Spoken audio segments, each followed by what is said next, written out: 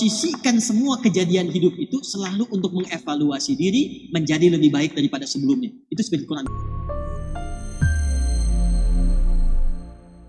Kalau suami cemberut kepada istri, musibah bukan? Nah, cemberutnya suami kepada istri atau sebaliknya, jangan dulu jauh-jauh ke Palestina. Itu pun untuk menguji di antara suami dan istri itu, mana sifat baik, mana kurang baik ketika merespon situasi itu. Akhirnya dari keduanya bisa belajar. Contoh, ini suami S, ini istri I. Maaf, yang cemberut biasanya siapa suami? Ya kan?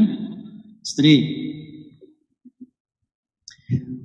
Allah selalu menciptakan segala hal berpasangan. Ada laki-laki, ada siang, ada.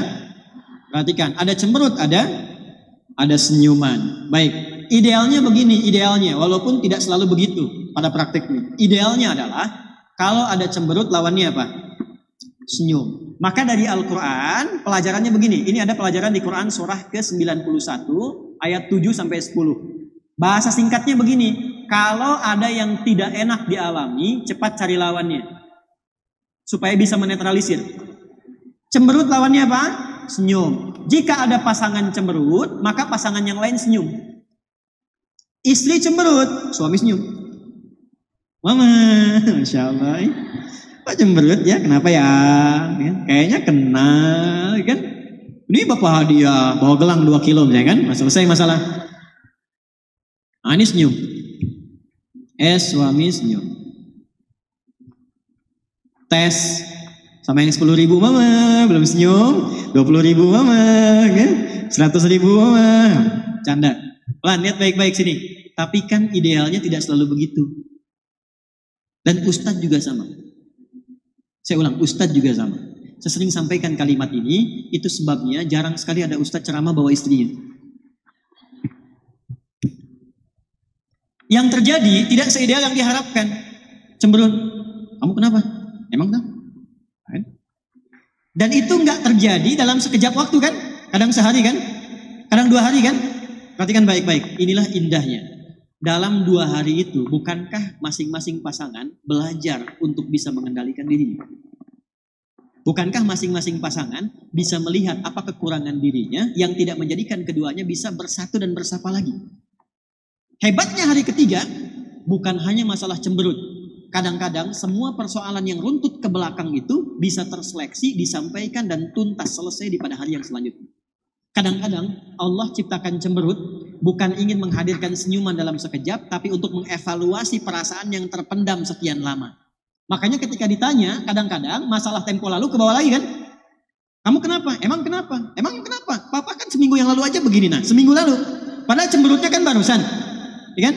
Maka sesuai dengan pertanyaan tadi, jangan kita jauh melihat ke Palestina. Semua kegiatan yang Allah ujikan kepada kita, dari harta, rumah tangga, anak, persoalan suami istri, sesungguhnya itu untuk menyeleksi di antara kita mana kejadian-kejadian itu yang membuat kita lebih baik. Itulah rumus Quran surah ke-67 di ayat yang kedua. Walladzi khalaqal mauta wal hayata liyabluwakum ayyukum. Baik. Perhatikan, enggak pakai huwa. Alladzi khalaqal mauta wal hayata liyabluwakum ayyukum. Dialah Allah yang menjadikan semua kejadian dalam kehidupan ini. Baik kita melihat yang wafat di Palestina, banyak yang dibom, kehilangan segala hartanya. Kehilangan nyawanya. Bahkan kehilangan sebagian dari perhatian dunia. Untuk apa? Untuk melihat mana orang-orang yang memang punya nilai-nilai kebaikan. Dan mana orang-orang yang belum bisa memunculkan sifat-sifat baik itu. Sekarang kita bisa melihat. Dari komentar kita bisa lihat, oh ini berpikirnya begini. Kalau nggak ada kejadian di sana, nggak kelihatan yang selama ini belum nampak. Ya. Bagaimana pandangan dunia selama ini? Oh ternyata ini yang berbicara tentang HAM, bicara tentang keadilan. Oh karena kasus ini ternyata nggak adil juga. Kita bisa tahu sekarang. Tapi jangan jauh-jauh ditarik ke sana. Dalam kehidupan pun wal hayata, di kehidupan kita pribadi. Sekarang kita tahu, oh ternyata anak kita begini. Oh ternyata suami begini. Ternyata istri begini. Karena itulah, posisikan semua kejadian hidup itu selalu untuk mengevaluasi diri menjadi lebih baik daripada sebelumnya. Itu spirit Quran. Jelas di sini? akhir ya. Kita sampai jam berapa? Baik. Insya Allah. Ustadz, saya akhir-akhir ini setiap hari selalu rindu kepada Rasul. Saya ingin berjumpa dengan beliau. Saya ingin bermimpi beliau. Setiap hari saya salawatin beliau lebih dari 1000 setiap mau tidur. Rasa rindu benar-benar menyiksa hati saya.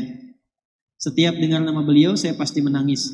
Amalan apa Ustadz dan hal-hal yang harus dan dilarang untuk saya agar bisa bertemu beliau? Saya benar-benar butuh beliau, saya amat rindu. Baik, yang pertama begini. Cintai Rasulullah. Saya ulang ya. Yang pertama apa? Cintai Rasulullah. Sudah? Bagaimana caranya? Yang pokok ada 2. 1, perbanyak sholawat. Sudah? Kedua, berusaha mengikuti semua petunjuk yang Rasulullah telah teladankan. Semampu kita. Karena itu belajar. Dari bangun tidur sampai tidur lagi, Nabi ngajarin apa? Misal, bangun tidurnya Nabi mengajarkan seperti apa? Kalau mau berpakaian, Nabi mengajarkan bagaimana? Ikuti itu dengan niat meneladani Rasulullah SAW. Sudah? 1, banyak salawat. Yang kedua, berusaha mengikuti Rasulullah SAW dalam setiap panduan hidup. Sudah? Yang ketiga, pelan-pelan, selalu menjaga wudhu dan bermohon kepada Allah sebelum tidur untuk bisa diperjumpakan dengan Rasulullah SAW. Sudah? Nah, itu 3 saja dulu. Nanti silahkan coba. Silahkan coba.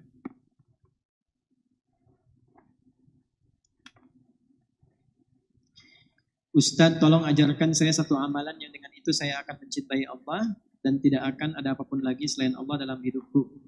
Jika terlalu banyak, saya tidak sanggup satu amalan saja. Alhamdulillah. Baik. Sudah? Sudah, langsung jawabannya dari Quran saja. Di Quran surah kedua, Al-Baqarah, ayat 222. Sudah? Like and subscribe.